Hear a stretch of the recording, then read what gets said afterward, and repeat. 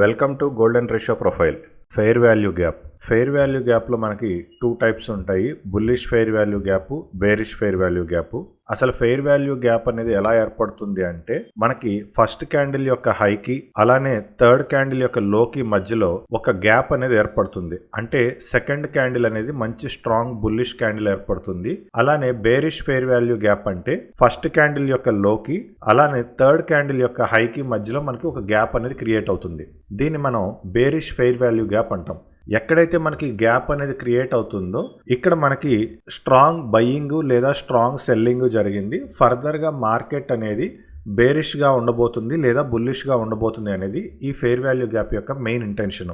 So bullish fair value gaps అనేది ఈ విధంగా ఉంటాయి, బేరిష్ ఫెయిర్ వాల్యూ గ్యాప్స్ అనేది ఈ విధంగా ఉంటాయి.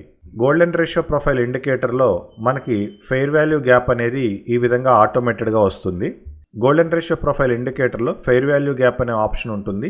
ఈ ఆప్షన్ మనం ఎనేబుల్ చేసుకుంటే మనకి ఫెయిర్ వాల్యూ గ్యాప్ అనేది డైరెక్ట్గా వస్తుంది. అయితే మనకి ఫెయిర్ వాల్యూ గ్యాప్లో మనం ఏ చార్ట్ టైం ఫ్రేమ్ అయితే వాడుతున్నామో దాని నెక్స్ట్ టైం ఫ్రేమ్ కనుక ఫెయిర్ వాల్యూ గ్యాప్ పెట్టుకుంటే మనకి చాలా అడ్వాంటేజ్ అనేది ఎక్కువ ఉంటుంది.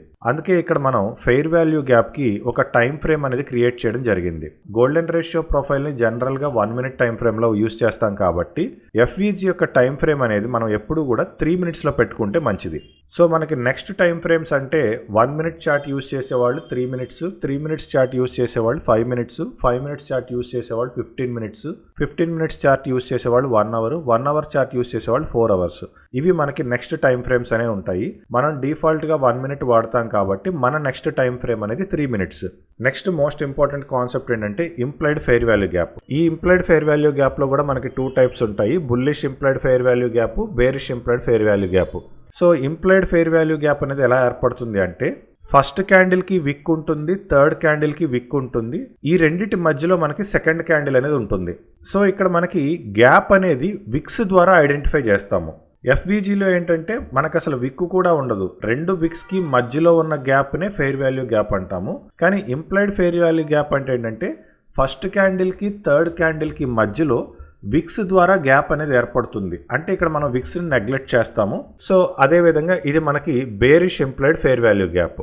ఈ ఇంప్లైడ్ ఫెయిర్ వాల్యూ గ్యాప్ అనేది మన గోల్డెన్ రేషియో ప్రొఫైల్ ఇండికేటర్లో ఆటోమేటిక్గా వస్తుంది. అయితే నార్మల్ ఎఫ్విజీకి బుల్లిష్ ఫెయిర్ వాల్యూ గ్యాప్కి బేరిష్ ఫెయిర్ వాల్యూ గ్యాప్కి 2 different కలర్స్ అని పెట్టాము. కానీ ఇంప్లైడ్ ఫెయిర్ వాల్యూ గ్యాప్కి మనం ఒకటే కలర్ మెన్షన్ చేశాము. ఎందుకు మనం ఒకటే కలర్ మెన్షన్ చేశాము అంటే ఎన్నిసార్లు ప్రైస్ దాని దగ్గరకు వచ్చినా సరే అన్నిసార్లు ప్రైస్ రియాక్ట్ అవుతుంది. కానీ మనకి ఫెయిర్ వాల్యూ గ్యాప్స్ దగ్గర ప్రైస్ అలా రీటెస్ట్ చేస్తే ఆ ఫెయిర్ వాల్యూ గ్యాప్ అనేది డిలీట్ అయిపోతుంది. కానీ ఇంప్లైడ్ ఫెయిర్ వాల్యూ గ్యాప్స్ అనేవి అలా డిలీట్ అవ్వవు. ఈ ప్రైస్ ఎన్నిసార్లు ఇంప్లైడ్ ఫెయిర్ వాల్యూ గ్యాప్ దగ్గరకు వచ్చినా సరే ప్రైస్ అక్కడ మనకి రెస్పెక్ట్ ఇస్తుంది. అందుకే మనం ప్రతి ఒక్క ఇంప్లైడ్ ఫెయిర్ వాల్యూ గ్యాప్ని జస్ట్ ఒక ఇంప్లైడ్ ఫెయిర్ వాల్యూ గ్యాప్గా చూసుకోవాలి. అది బుల్లిషా బేరిషా అని చెక్ చేయాల్సిన అవసరం లేదు. ట్రెండ్ ప్రకారం మనం చూసుకొని ఈ ఇంప్లైడ్ ఫెయిర్ వాల్యూ గ్యాప్ని యూస్ చేసుకుంటే సరిపోతుంది. ఎప్పుడూ కూడా మనం last 2 implied fair value gaps మీద ఫోకస్ చేయాలి.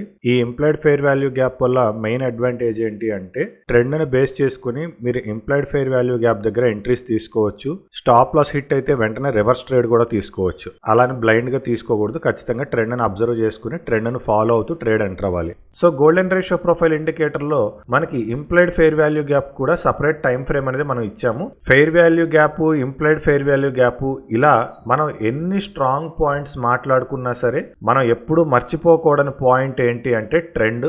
సో ఎప్పుడూ కూడా ఫస్ట్ మనం ట్రెండ్ మీదే ఫోకస్ చేయాలి. ట్రెండ్ని బేస్ చేసుకున్న తర్వాతే మనం దానిపైన ఏదైనా వాడుకోవచ్చు. సో ట్రెండ్ అనే దాన్ని నెగ్లెక్ట్ చేయొద్దు.